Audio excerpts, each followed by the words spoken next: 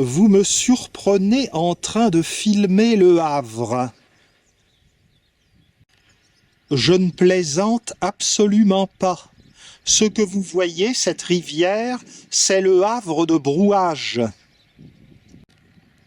Brouage, l'un des plus beaux villages de France que nous allons explorer, se trouvait au bord de la mer autrefois, auprès d'un havre, c'est-à-dire d'un endroit calme, un refuge.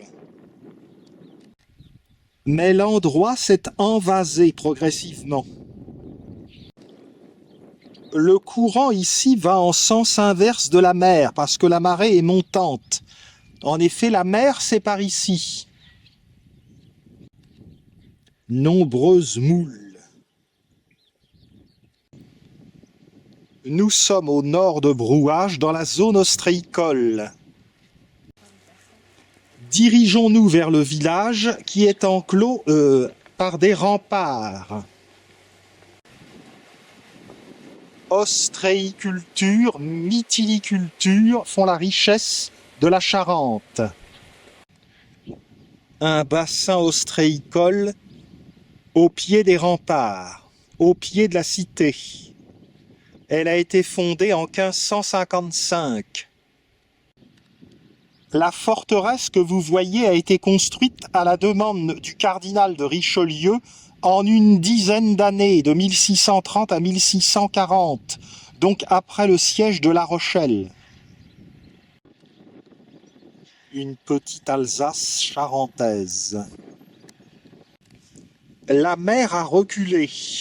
Lorsqu'elle se trouvait au bord de la mer, en fait, Brouage était une cité exportatrice de sel vers les Flandres, vers l'Allemagne.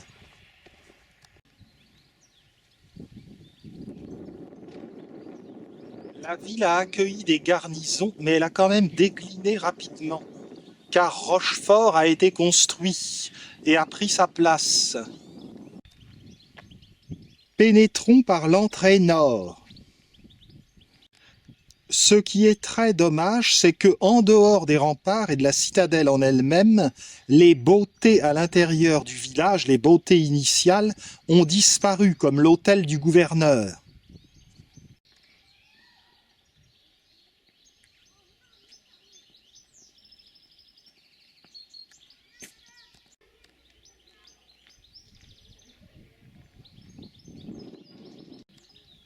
Une échauguette.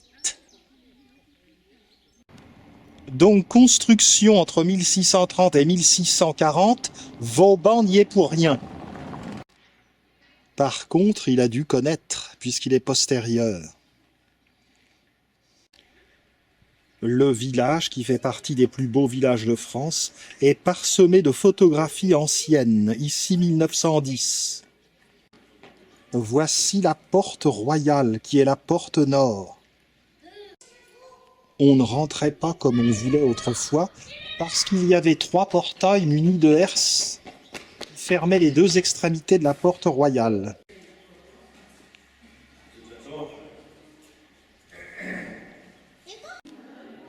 L'intérieur de la porte royale.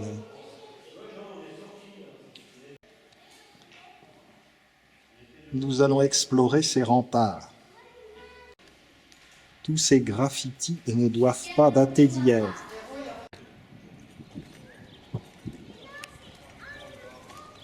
La hauteur est de 11 mètres.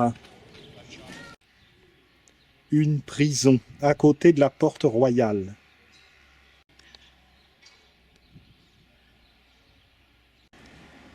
Voici un plan de la citadelle de Brouage. Nous avons 7 bastions qui sont reliés par des courtines.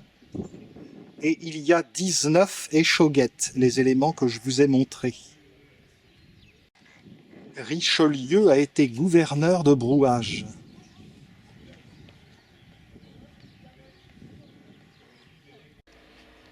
Nous allons effectuer la promenade des remparts dans un premier temps. Si nous considérons que la citadelle est un carré, eh bien, en fait, chaque côté a 400 mètres.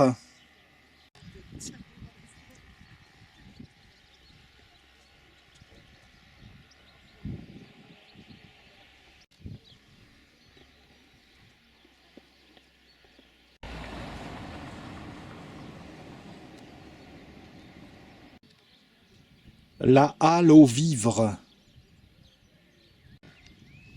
Sur le mur, de nombreuses photographies représentent des aspects de brouage et notamment les restaurations qui sont effectuées.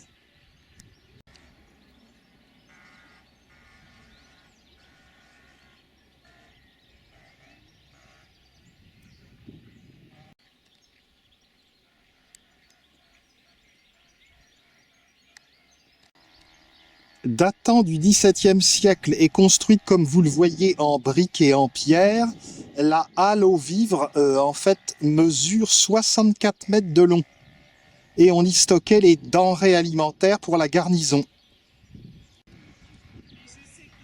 Là-bas, l'église Saint-Pierre que nous verrons tout à l'heure.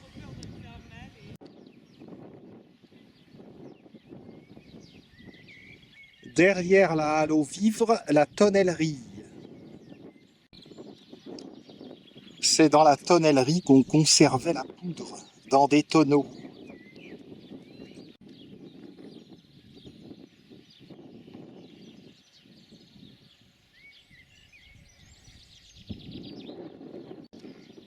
À l'extrémité est, nord-est, c'est le bastion de la rivière.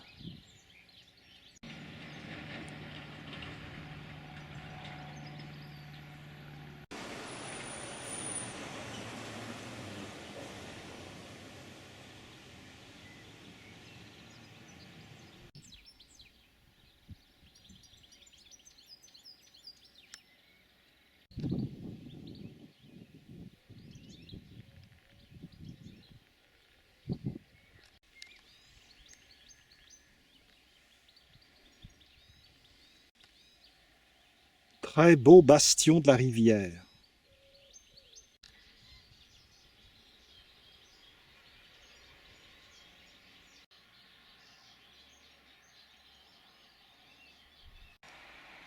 Très beau panorama sur le paysage de la Charente-Maritime.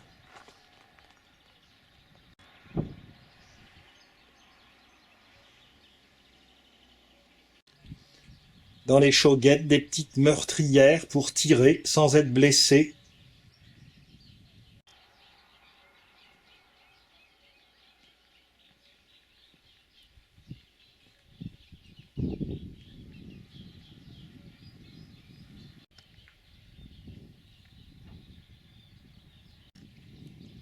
Avec les plus beaux villages de France, on n'est jamais déçu.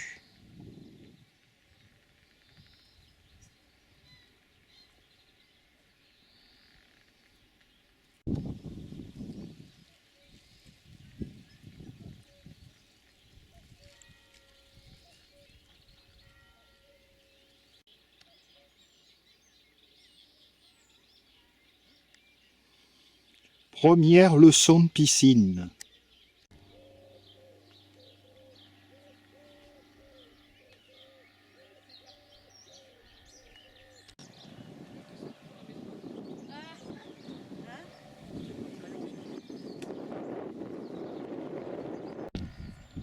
Et la tonnellerie vue de près.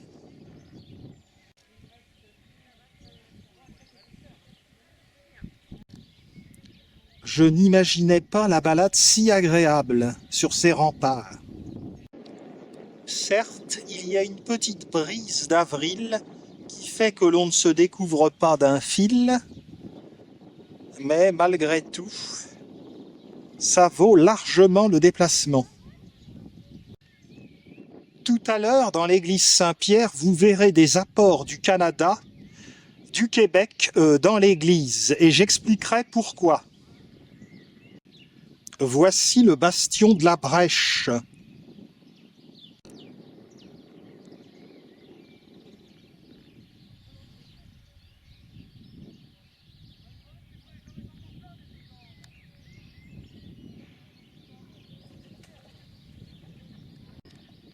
Les Charentes sont un coffret à bijoux, et sans aucun doute, Brouage est l'un des plus précieux.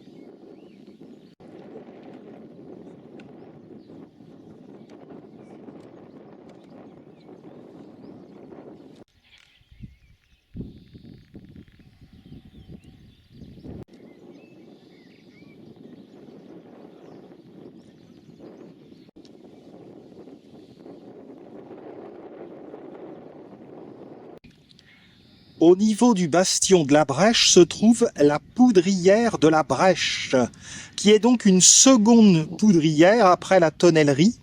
Et ce bâtiment est le seul réalisé par Vauban ici, donc après la citadelle elle-même, qui n'est pas de lui. Mi-avril, déjà la floraison des marronniers d'Inde.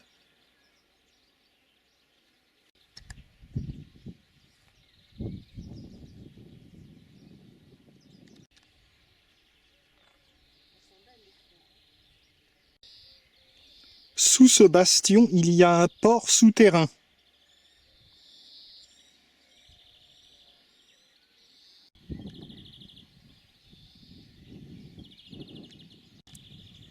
Le village de Brouage comporte un musée du vélo qui est animé par un passionné.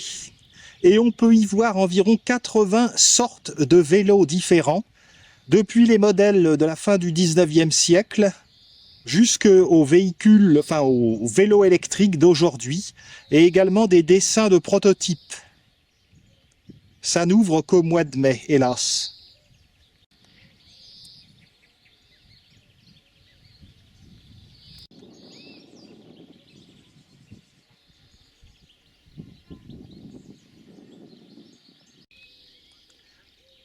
Comme vous pouvez le voir, il n'y a pas de parapet sur les remparts.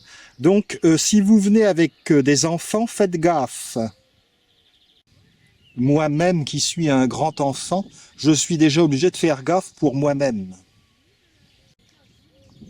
Le village en lui-même est constitué de rues coupées à angle droit.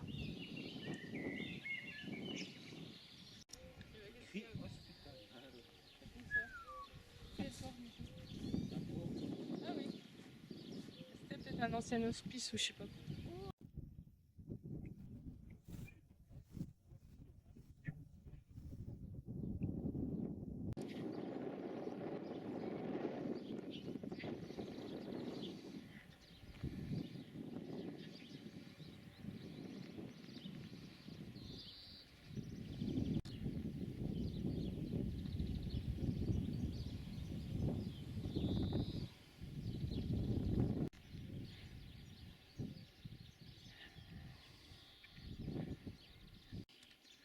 Est-ce que d'un seul coup je serais transporté en Norvège?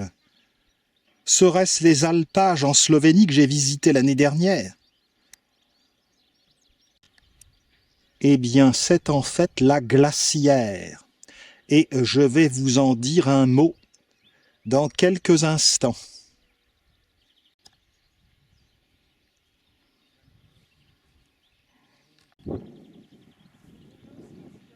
Nous sommes sur le bastion Richelieu et donc ceci est une glacière. Il y en avait 3 autrefois à Brouage. On produisait de la glace pour l'hôpital parce qu'en effet on mettait du froid sur les blessures et puis également on conservait la glace pour faire des sorbets. Cette glacière a été restaurée entre 1994 et l'an 2000.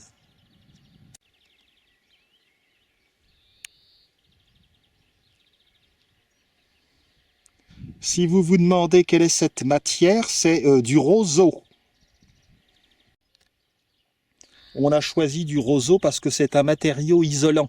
Et ça n'est pas évident à première vue de deviner que c'est ça.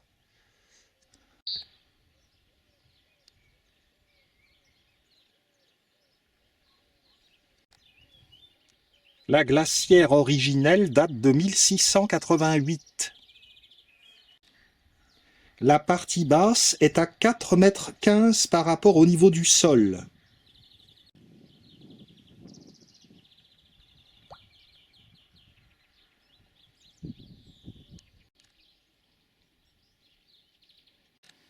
Revenons à la bordure des remparts.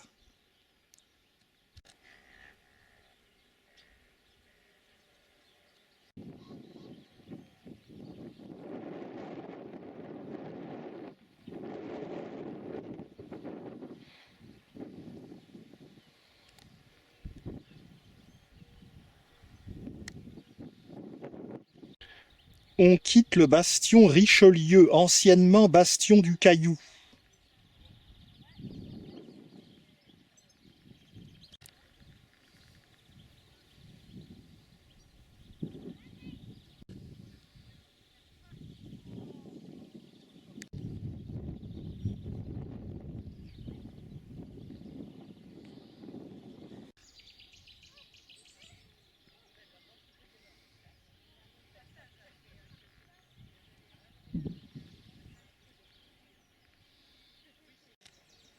Le bastion d'hier s'est barré.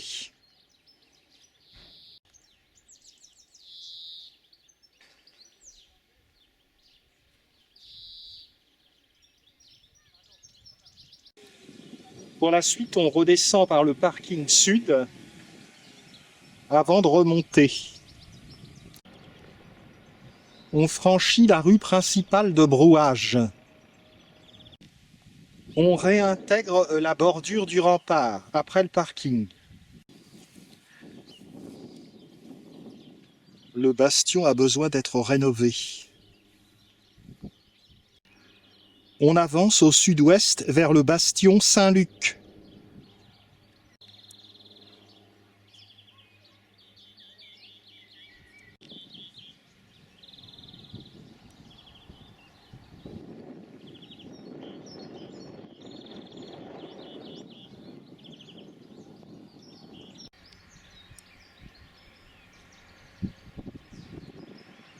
L'un des plus beaux villages de France.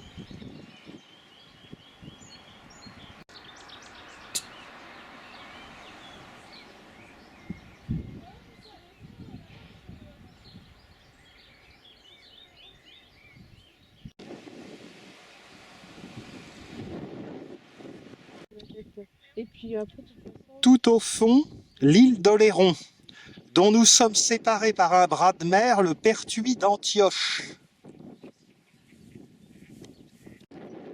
Poudrière Saint-Luc.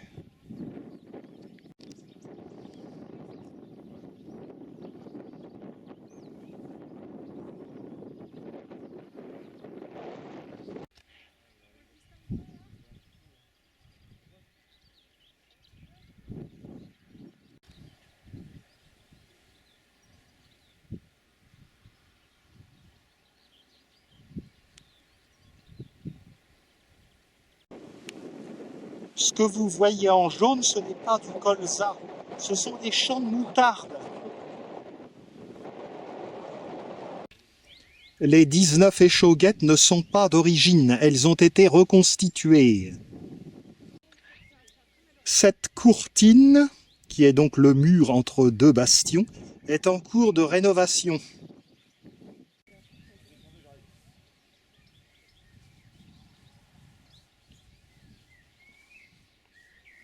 Du fait de la rénovation, on ne peut pas poursuivre le chemin de ronde côté ouest.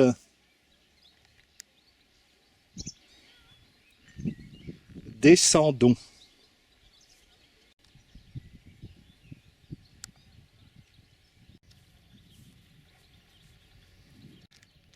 La poudrière Saint-Luc a une forme qui évoque une église.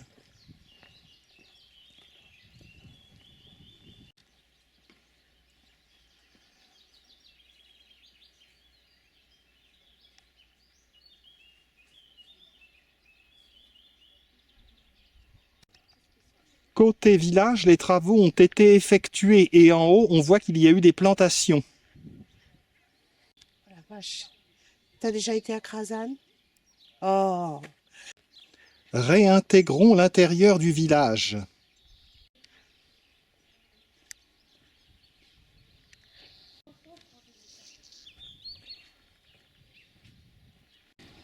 Nous allons aller voir l'église Saint-Pierre.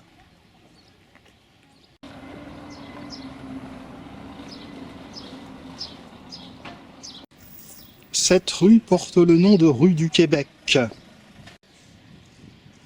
Il faut savoir que Samuel Champlain est né à Brouage et cet explorateur est parti de Honfleur et a exploré les côtes de la Nouvelle-France, dont le Québec. rue des Orfèvres. L'église Saint-Pierre date de 1608. L'église a été rénovée grâce aux dons de la ville de Québec. Le souvenir de Champlain joue à plein. L'église est très lumineuse.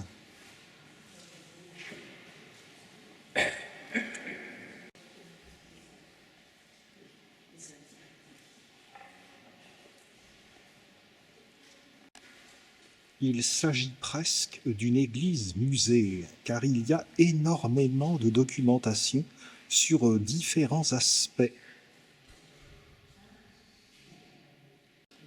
Dans le bas côté gauche, toute cette documentation porte sur la conquête religieuse de la Nouvelle-France. Ce vitrail a été offert par le Canada.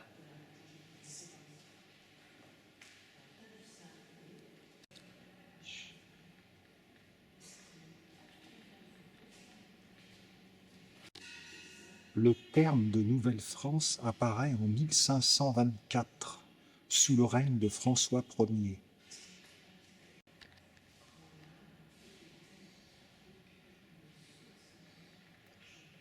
L'histoire de l'évangélisation de la Nouvelle-France est contée dans les panneaux qui suivent.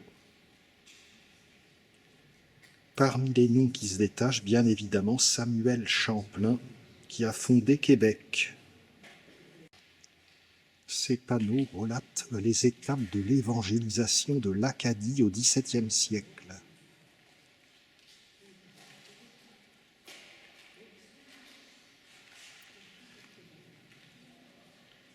Sur cette carte, on peut voir les noms des peuples indigènes que connaissaient les Français justement au XVIIe siècle. Une date importante, chère au cœur des Canadiens, 3 juillet 1608, sous le règne d'Henri IV, donc en France, c'est la date de la fondation de la ville de Québec. Champlain emmène avec lui des moines récollets qui ont pour but de convertir, d'évangéliser les populations amérindiennes.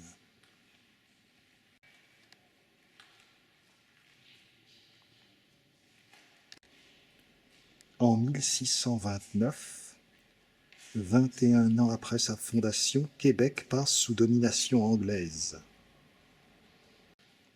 3 ans plus tard, traité de Saint-Germain-en-Laye qui rend la Nouvelle-France aux Français. Lorsque Champlain meurt à Québec, c'est donc dans une ville française qu'il meurt.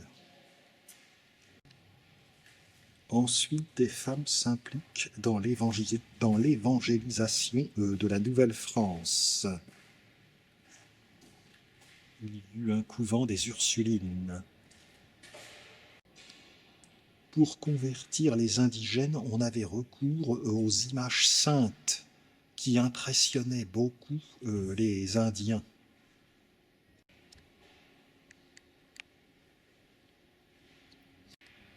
C'était déjà une bataille de communication.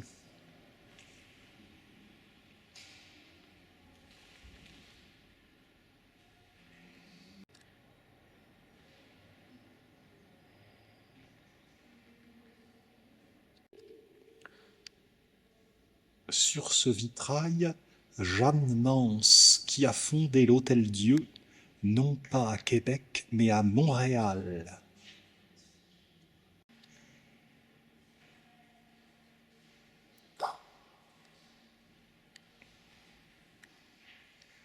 Je me souviens avoir été sur l'île Sainte-Hélène. Attention, pas celle de Napoléon, hein, celle du fleuve Saint-Laurent.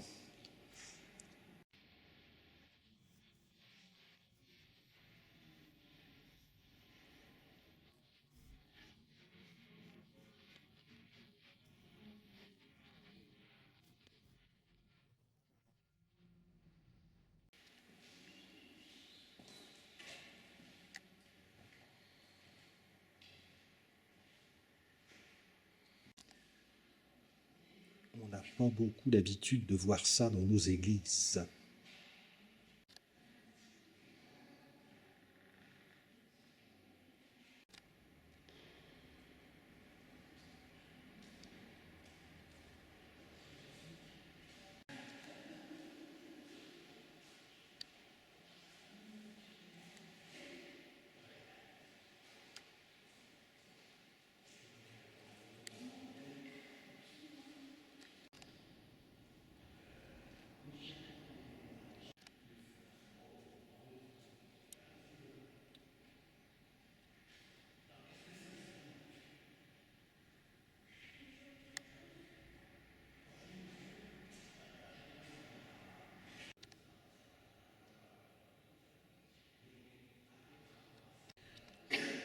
François de Montmorency, premier évêque de la Nouvelle-France.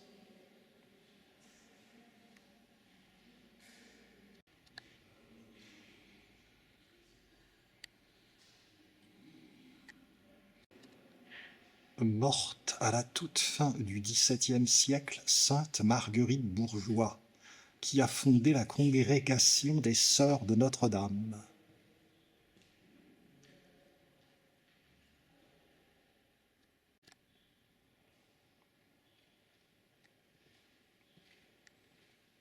Donc voici Jeanne Mance, fondatrice de l'Hôtel-Dieu. De nombreuses dalles dans l'église. D'autres aspects sont évoqués concernant les guerres avec les Iroquois ou les Hurons, martyrs des missionnaires jésuites.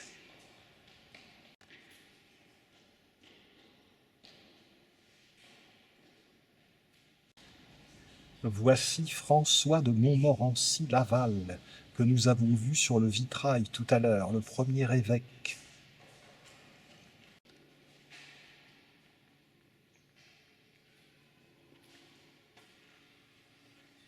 Nombreuses documentations.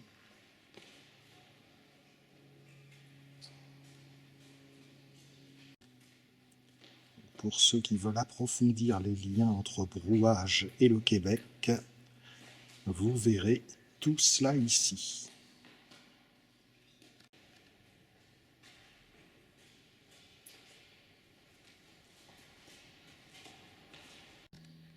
Voici, pour cette visite certainement trop rapide, de l'église Saint-Pierre.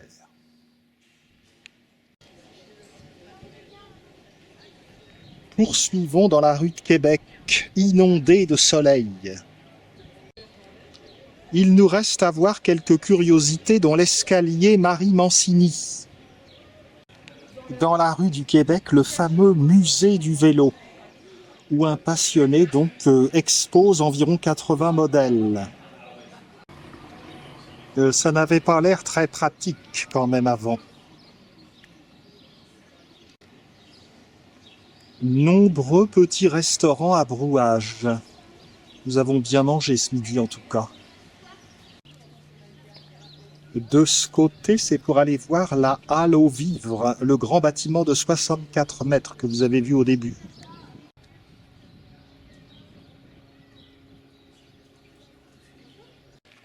Au bout de la rue, nous parvenons à la Forge Royale.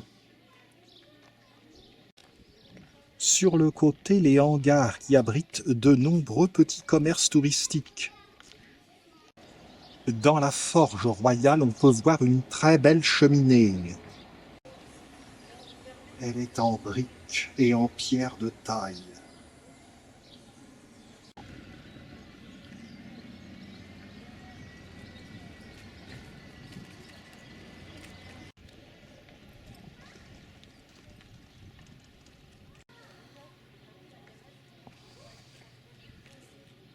Voici l'escalier de Marie-Mancini.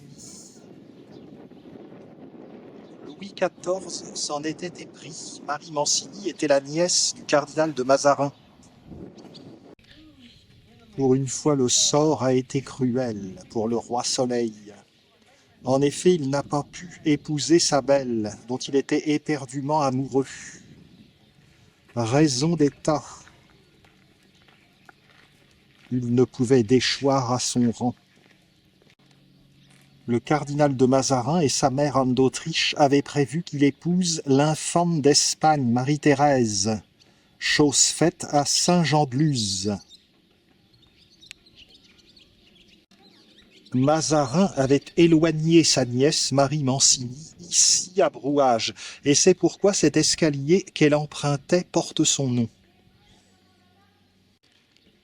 Si vous avez le cœur brisé par ce chagrin d'amour de Louis XIV, je peux vous rassurer, par la suite, il a eu beaucoup de consolatrices.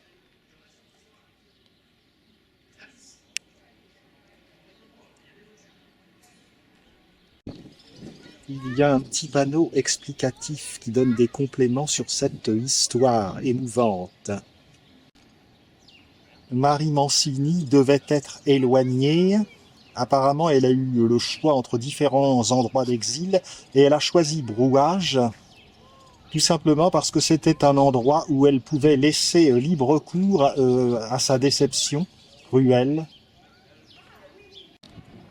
Elle choisit le château de Brouage, lieu dénué de divertissement pour y oublier son dépit.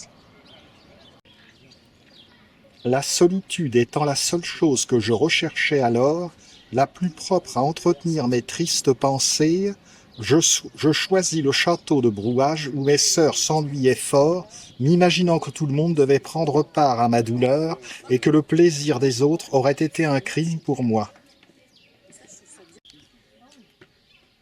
Allons verser quelques larmes dans le haut des remparts.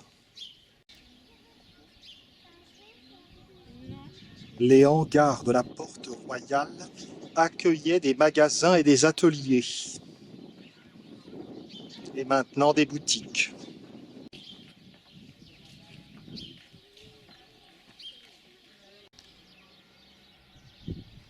Voilà, nous sommes revenus à la cité ostréicole.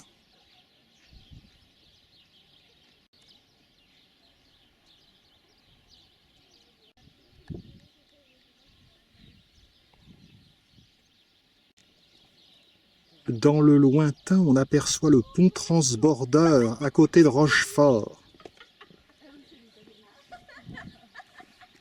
Le bastion de la mer est fermé, il fait partie de ce segment qui est en restauration. Je vous remercie d'avoir eu la patience de suivre ceci. J'espère en tout cas que Brouage vous a plu et vous aura incité à une promenade si vous passez par ici. See you soon. Et une dernière image qui nous plaît en quittant Brouage, c'est Petit Landau à la sortie.